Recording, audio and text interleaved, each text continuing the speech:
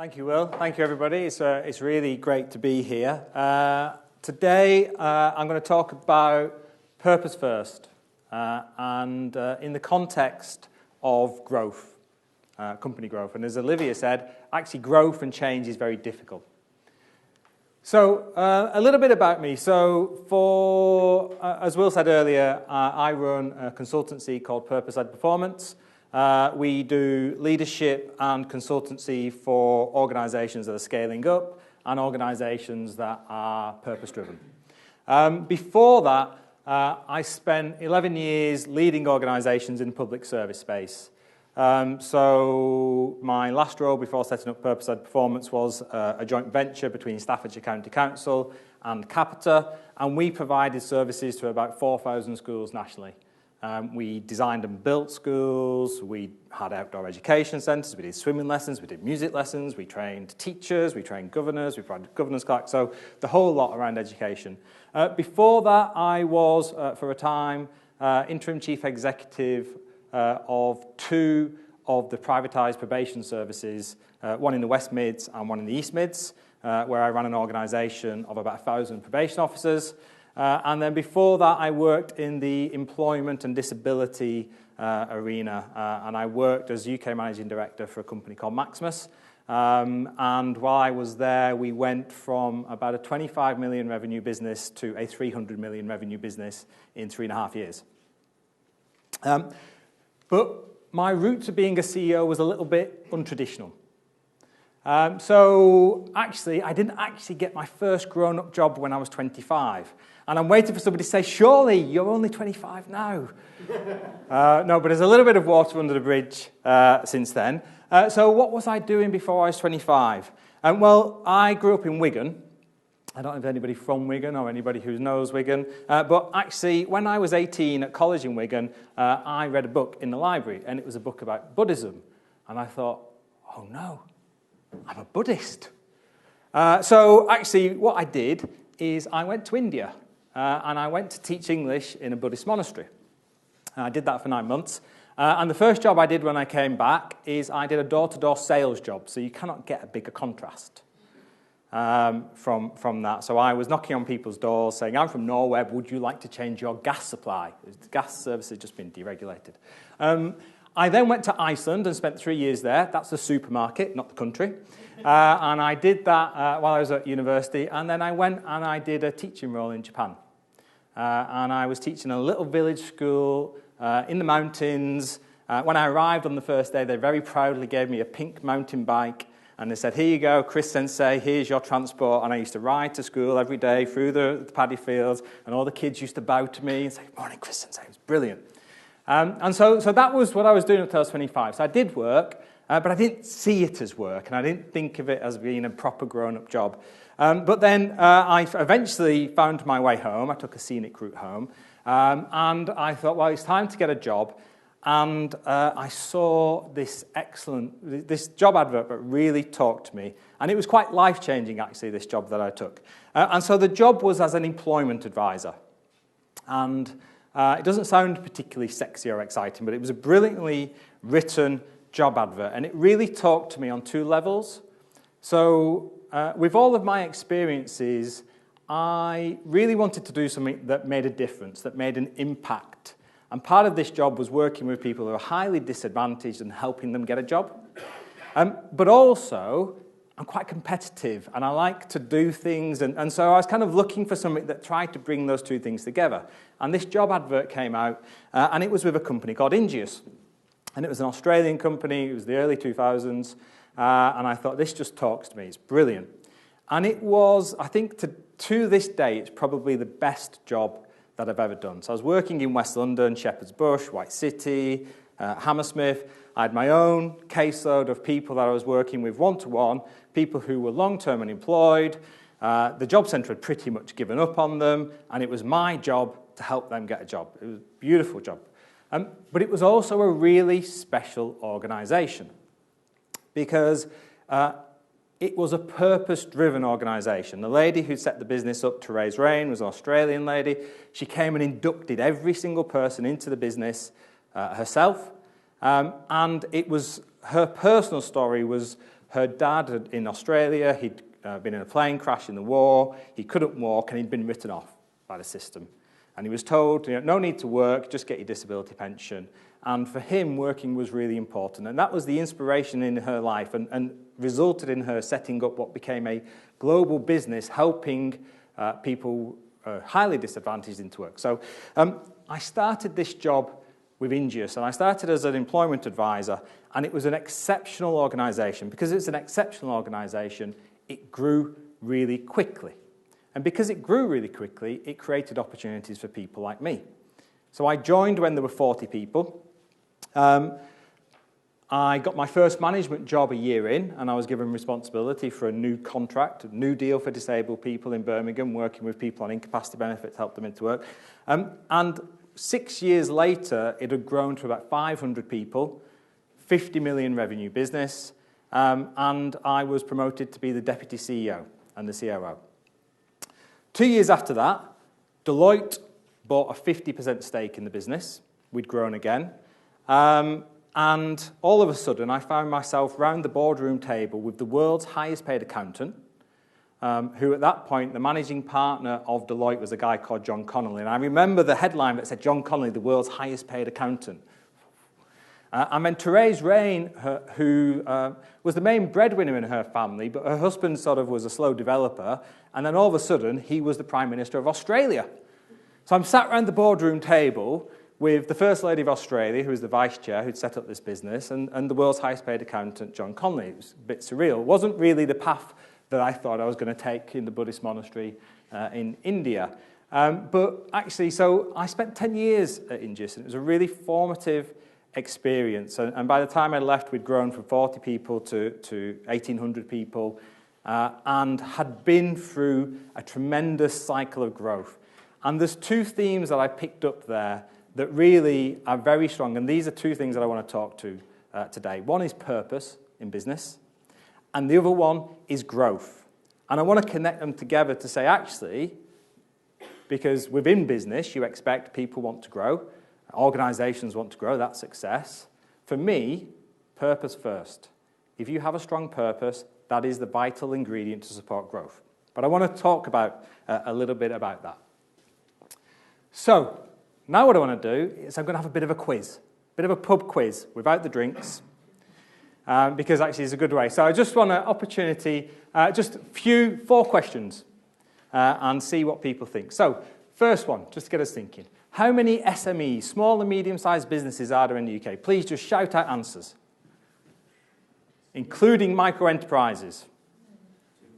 2 million, 2 million, anyone higher? No? No one could be brave? 5.7 million SMEs in the UK. Right, next question. How many SMEs meet the scale-up criteria? So scale-up means you grow at a rate of greater than 20% for 3 consecutive years. Anyone have a guess in a percentage? What percentage of those businesses have grown for the last 3 years at more than 20%? 10%. Anyone going to higher? Anyone higher yet? Anyone want to go lower? 4? 2? 0.6% of businesses. Now, that really shocked me when I found that out, because I've come from a position, so I've kind of grown up in growth businesses, but I thought, all businesses want to grow. Surely all businesses want to grow, and so it's difficult. But I was really surprised when I saw that figure. Now, different statistic now. This is from the Gallup survey. The Gallup do a global survey of engagement in the workforce.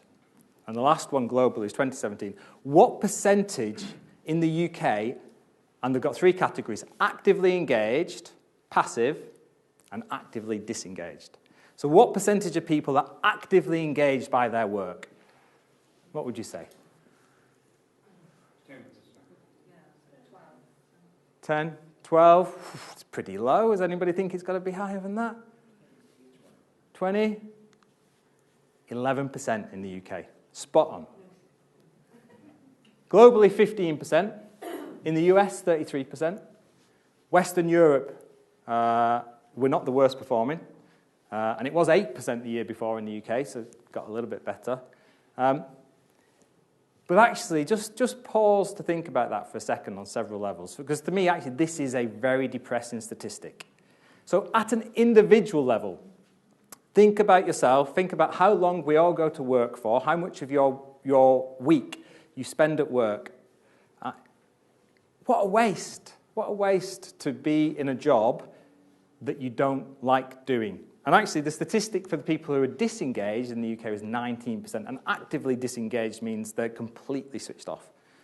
So more people in work are actively disengaged than engaged. At an individual level, what a waste.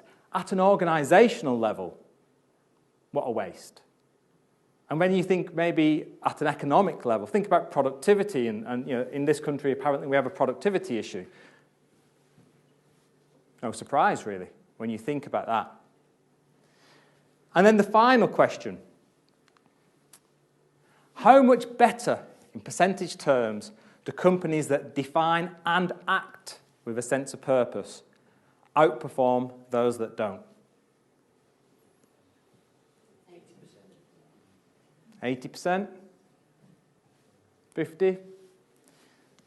The figure was 42% better. So this was from something called the DDI's Global Leadership Forecast. But there's actually now a lot of research about how purpose-driven organisations are outperforming those that are not. But what I found is actually a lot of the stuff that's written about purpose is a little bit nebulous. So what I want to talk today is about how do you make it practical. But first of all, I want to have some reflections on the experience of growth. This is a block of Jenga. Okay? So, actually, if 99.4% of businesses are not growing, that's what their experience is like. It's solid. It's stable. It's known. And this is one of the things I started to think, actually, is this part of why organizations are not growing? Is it because the experience of growth is a little bit like this? So actually, a good metaphor for going through growth as an organization is a bit like a game of Jenga. As you grow, the faster you grow, the taller you grow, the more unstable it gets. Is this a motivation for why organizations don't grow? And I don't know if you're picking it up. I'm very proud of myself. I've got a meme, so there's a little wobble as well. So growth managed badly can feel like a game of Jenga. And if it's managed really badly, or it's really quick and explosive, this can happen. So why is growth difficult? So again, back to the Scale Up Institute. They listed the top 5 issues: access to talent, access to markets, finance, leadership capacity, infrastructure. But when I read this, I thought this is not the whole story. This doesn't actually talk to my experience, because these are facilitators of growth. They don't guarantee it. Do we have any Bake Off fans in the room? Yeah? Anybody like the Bake Off fan? Okay. Technical challenge. You get given the ingredients. How easy is it to make the cake? Not that easy. And they're very experienced bakers. So if you're a novice baker, the idea that you can just get given the ingredients and bake the cake is very difficult. What's missing? It's the recipe. And so the things that are listed and the things that are often talked about in relation to growth, they're the ingredients. Often we forget to talk about the recipe. And you need the ingredients and the recipe to get the cake. So this is something that I've been very focused on in the last 6 months. And this is the work that I'm starting to do with my clients. And actually, I'm not focused necessarily on the ingredients. The ingredients are important. You can't bake the cake without the ingredients. But my particular work is focused on the recipe. So this is what I think is the recipe for sustainable growth. And there's 3 levels to it.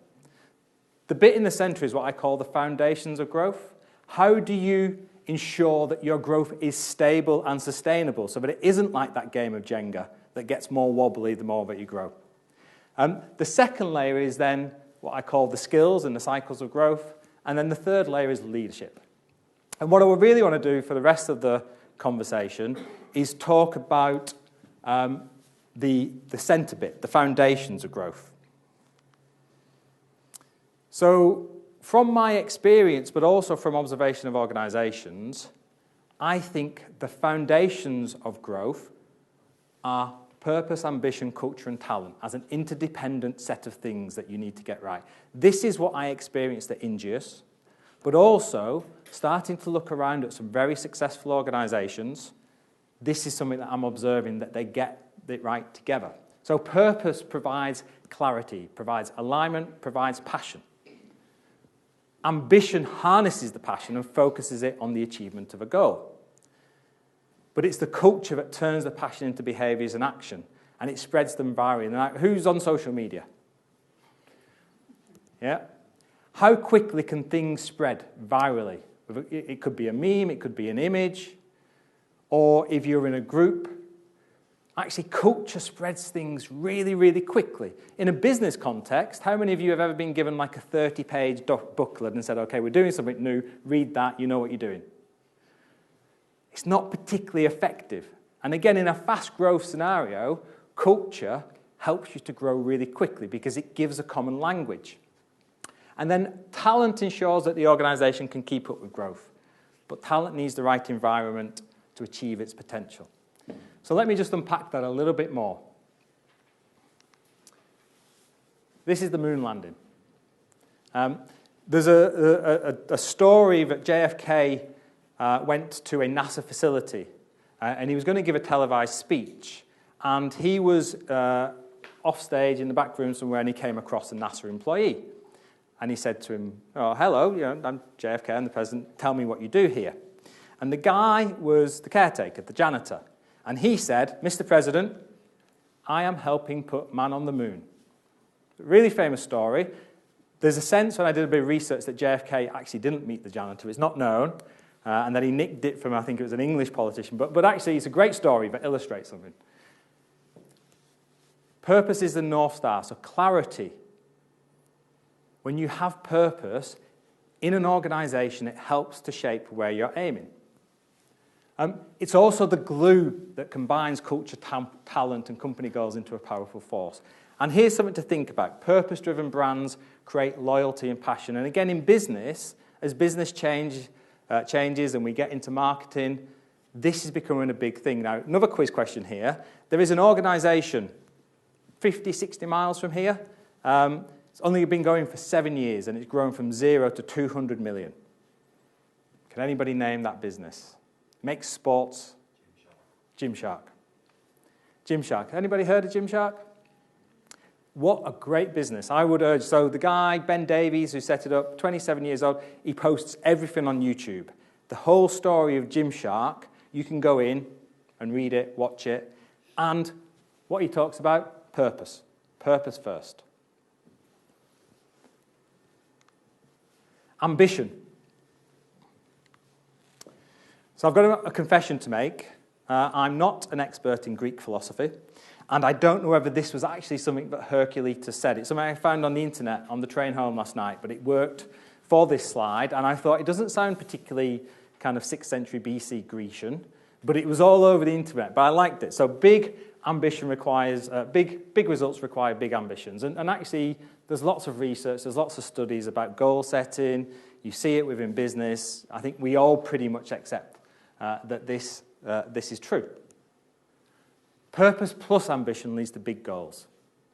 If you just got ambition alone, what are you trying to do? And again, think about a lot of the newest companies that are 10 years old that have suddenly gone from nothing to billions and billions of turnover. These are often organizations that are trying to solve a really big problem or coming at something with a completely different slant. So ambition plus culture, purpose plus ambition leads to big goals. Ambition plus culture leads to action. Talent plus ambition makes the big goals achievable. And again, it's the intersection of the four that exist together. And a really good book I'd recommend that you read is Measure What Matters by John Doe. He's a venture capitalist.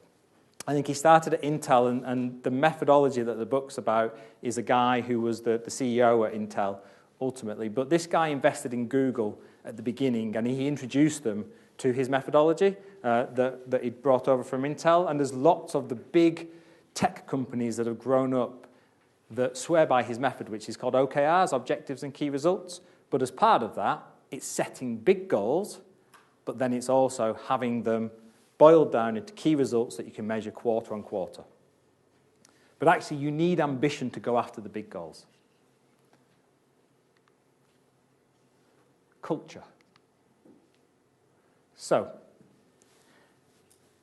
Netflix was the company that grew fastest by value on the Fortune 500 companies between 2010 and 2020. Has anybody heard of the Netflix culture deck? Has anybody seen that? So what it is, in essence, it's a PowerPoint slide. If you search for it on the internet, just put in Netflix culture deck. It was a PowerPoint presentation that they presented to every new member of staff that joined the business. It's quite long, it's about 57 slides, but it's a PowerPoint deck, so you can go through it pretty quickly. What's really interesting is Netflix has achieved incredible growth, and they will say everything that they have achieved is down to culture.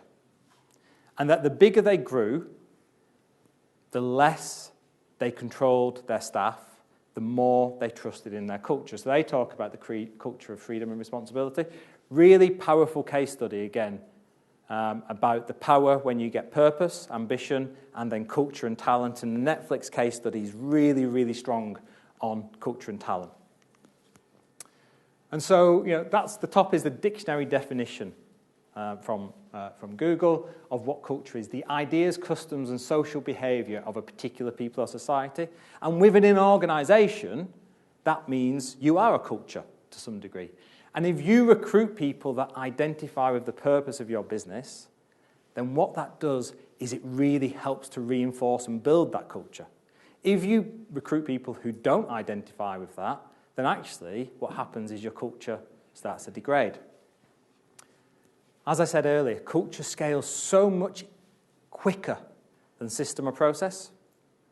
And this is one of the things that the Netflix deck is really strong on. It is so clear. What they say is, actually, most organizations, as they grow, put system and process in to try and control. And in doing that, what that means is they can't grow quick enough. What they did is do the opposite. Get a really strong culture, get a legend, get a language, get a set of maxims that people can live and breathe every single day, and it just makes it so much easier in a fast growth scenario. And again, this is what I saw with Ingeus, such a strong, powerful culture. But also, ambition becomes a fundamental aspect of your culture. If you want to be a high-performing business, if you want to be a high-growth business, if you want to be a high-performing organization in the public sector, in the voluntary sector, actually, you need to build in ambition as a feature of your culture. Last bit of the quiz. I couldn't resist putting this in. Does anybody know who this is? Bill Shankly. So I'm a Liverpool fan. I'm not going to say too much more. But this is Bill Shankly. And but this has got a business-related aspect to it. I was reading a book about Bill Shankly, and I read something, and it just sort of hit me really powerfully. And what it was he had a really simple philosophy. So he was the manager of Liverpool in the 60s and 70s, and he built a really successful side. He went on to be European champions multiple times. But one of his most simple philosophies was every time a player leaves or retires, replace them with someone better. And I read this, and I left Ingeus. I was in my next role, and I thought, replace them with someone better. That's what we did at Ingeus. Every time somebody left, we replaced them with somebody better. But actually, stop and think about how most organizations work. Most organizations do the opposite. They replace people with somebody who's slightly less good. They replace somebody with an expectation, well, Bob's going on to big things, but you've got the job now. It's okay, you're not going to be quite as good as Bob, but do your best. But that's kind of what happens in a lot of organizations. You've been here for 5 years, you've been patient, we'll give you the job. But actually, if you want to be a high-performance business, one of the most practical things that you can do is have a mantra that says, every time somebody leaves, replace them with somebody better. Now, actually, that isn't that practical. Because if somebody's been doing a job for 2 or 3 years, and particularly if you promote from within, which is a good thing to do if you're trying to build a culture and maintain a culture, how is it possible to replace with somebody better? Because if you're promoting from within. Now, at Ingeus, we used to do something, actually, which was really, and it's only in retrospect that I realised how powerful it was. So we would recruit people who were talented. We'd recruit people with potential to grow. We'd recruit people who were ambitious and with a growth mindset. But actually, when we then, and we'd say to people, because we're growing, we're ambitious, we're going to grow, we'll promote from within, so there's opportunities to progress. But every time we recruited somebody for a role, for a promotion, we used to say to them, we are not measuring you against the bar of the person that you're replacing. We expect you to be at least 20% better. We don't expect that from day one, but what we expect for you to get this job, we have to see the potential that you are going to do this job better. And it was such a powerful thing because all it did is it constantly lifted expectations. And so constantly through the business, as people were moving up, people were performing at a higher and a higher level, and you had to because you were going through the growth. So Netflix, in part of their culture deck, they say a star in every position. Clear purpose plays a role here because it helps you to attract talent. Lots of CEOs of all the big businesses now, I think their number 2 focus is talent. How do you attract talent? Well, actually, if you have a clear purpose that people buy into, that's one of the things that helps you. But you have to create an environment in which it can thrive. So you have to, if you recruit talent, you've got to give it the opportunity. You've got to give it responsibility. You've got to give it scope to grow.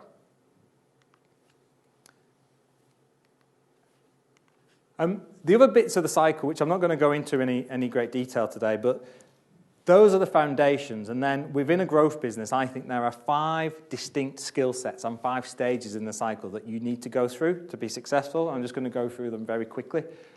So strategy is the first one. Understand your market, understand your proposition, understand your competitors, understand how your market is going to change. The world is changing at a faster pace than it ever has. Winning business is a specific skill set, whether that's bidding, whether that's sales, whether that's marketing. A lot of organizations are not growing because they don't invest sufficiently in the skills they need to win business and grow. Implementing growth, again, is a different skill set. So you win business, but then you've got to implement it. So you either need to increase your production, you need to employ more staff, open new offices. In the act of growing, and again, I think this talks a little bit to Olivia, example, the act of growing puts great pressure on an organization. And so actually the implementing growth is about forecasting, it's about project management, it's about program management, it's about actually getting your systems and processes ready so that they can scale, but again, having that culture so that they can scale. What I've observed is as you go around this cycle, it gets more and more difficult. So it's easy to get 1 right, it's easy to get 1 and 2 right. It's more difficult as you come around to get 1, 2, and 3 right. What I've observed is lots of growth businesses forget about this 4th one. As you grow, your focus goes, your energy goes. We've got to win business, win it, win it, win it. Keep stoking the sails. But often, you forget to fulfill your promises to your customers, your quality, your delivery. And I go back to the Jenga analogy. Often, when you're growing, you don't have the money and the capital to invest up front. You've got to grow before you've got it. And so what organizations tend to do is focus the resources onto the growth and forget about the delivery. It takes a while for the wheels to come off, but they do. And then the final stage, and this is the one which is kind of hardest to get, transitioning to the next level. If you are a growth business going through multiple cycles of growth, your organization keeps fundamentally changing. And a good way to think about this is football. So my wife and her family are Aston Villa fans. Last year, they were in the Championship. This year, they're in the Premiership. However, this is an open discussion at the moment in our household. Have they transitioned from a Championship side to a Premiership side? Have they started to think like a Premiership side? Have they got Premiership talent? Have they upgraded their systems and processes? Ingeus, I would say we went through 5 separate transitions. Every time you go through that, 5 promotions, very few organizations will go through 5 promotions because each time you have to recreate your organization, and that's transitioning to the next level. And the bit that keeps it all hanging together around the edges is leadership at every step of the way. So that is a very swift canter through what I call the SWIFT model for sustainable growth: strategy, winning business, implementing growth, fulfilling new customers, and transition. Thank you.